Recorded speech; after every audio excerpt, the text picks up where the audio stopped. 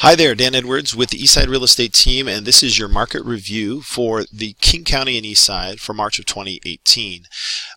What we are trying to do on a regular basis is keep you updated with the trends in real estate, not only nationwide but locally here in King County and on the Eastside. So let's get started. Taking a look at the actual year-over-year appreciation, you'll see that Washington State is leading the way in the country with a 12.1% annual year-over-year change in price.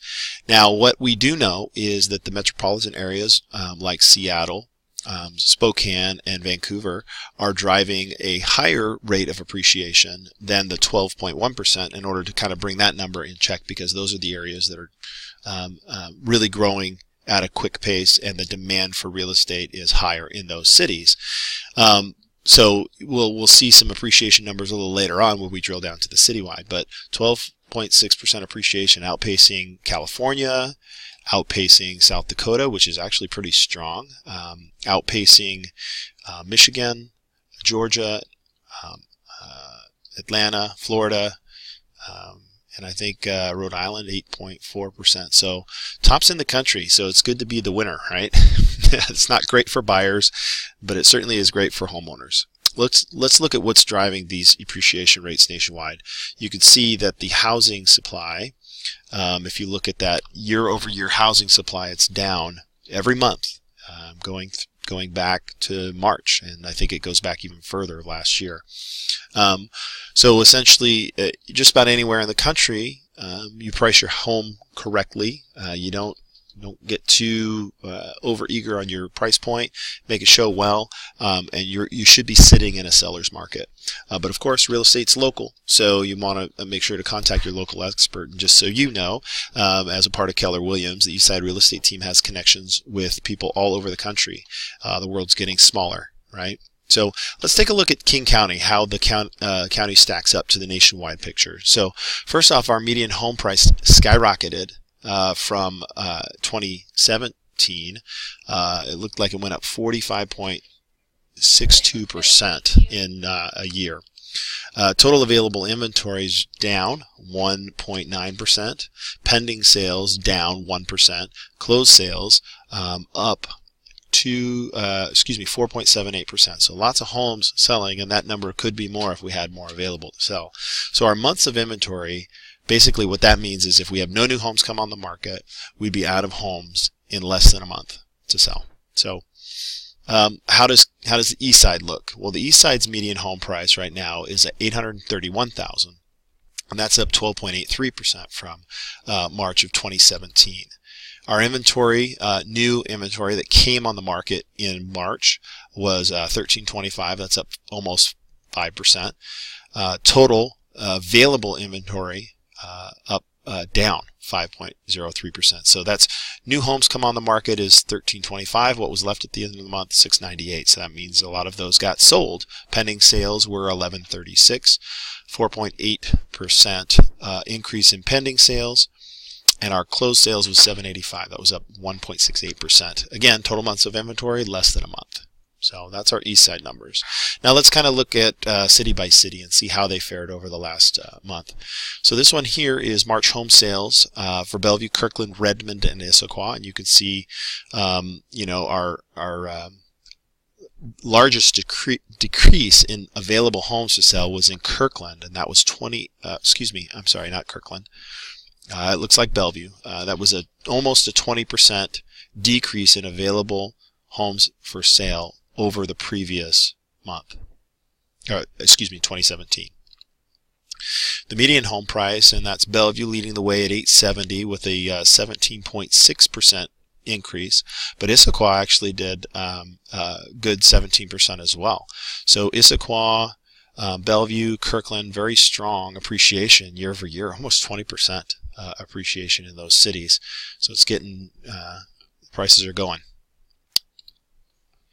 So our market action index basically tells you kind of the pulse of the market in any given month. The higher the number, the more transactions going, pending, active, pending, sold, so on and so forth.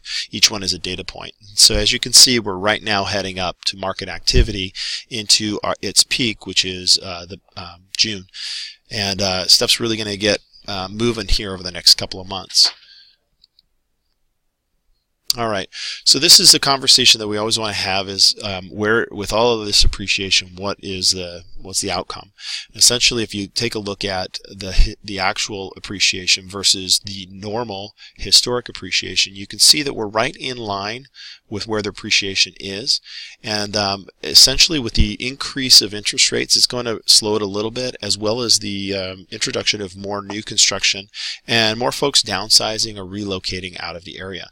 That's going to help with the inventory problem that we have, but it's not going to happen overnight. It's generally speaking, I see 18 to 24 months before the bidding wars slow down, and a lot of that has to do with just our incredible growth here in the area, specifically with companies like Amazon, Microsoft, Google, Boeing, and all of the supporting industries that surround those companies. So what do experts believe where home prices are headed in 2018? So, just kind of taking a snapshot of where most people think, and you could see that over 60% of the people that answer, and actually you can almost take almost 90% of those that were surveyed, see between 3 and 4% appreciation. So the general idea, and this was the home price expectation survey performed by an independent organization that essentially takes all of these home experts and say where do they think they're heading.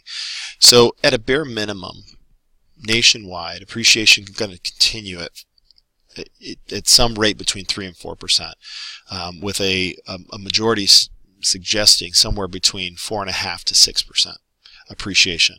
So that certainly means that in just a year you're going to be in a better situation the sooner you can buy. That's because at some point you're going to see home prices keep price you out of the area that you want to live. One important attribute of that is the availability of mortgage credit, and why we're not seeing another bubble like we saw in 2006 is the funds that are coming to purchase the homes that are available are really coming from folks that qualify for a 30-year mortgage. It's not easy money. It's not folks that can't qualify. It's those that have a really stable level of income. So that mortgage availability credit basically shows that stopped in 2008, and why you're not going to see the same kind of bubble burst. Now, there are unforeseen circumstances that I'm not privy to that could occur that could cause the market to crash. But as long as our economy stays healthy and we keep being responsible with managing interest rates, we're going to see a slow reversion to normalized appreciation.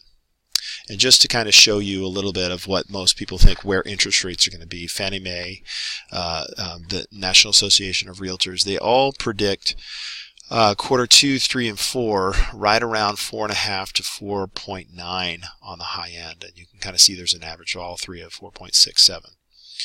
That's where they see rates kind of going. And essentially taking a look at what you can afford and where rates will be, and how the change of an interest rate actually affects your purchasing power. It's a more substantial more substantial impact interest rates than appreciation. So just kind of take a look at that. So in this blog post, I've included a little more details about the Eastside and the appreciation that's happening there. I hope you found this video informative, and if you know of anybody that is thinking of buying, selling, or investing in real estate, we'd love an opportunity to have a conversation on how the Eastside Real Estate Team can help them. I'm Dan Edwards with the Eastside Real Estate Team. I thank you for watching.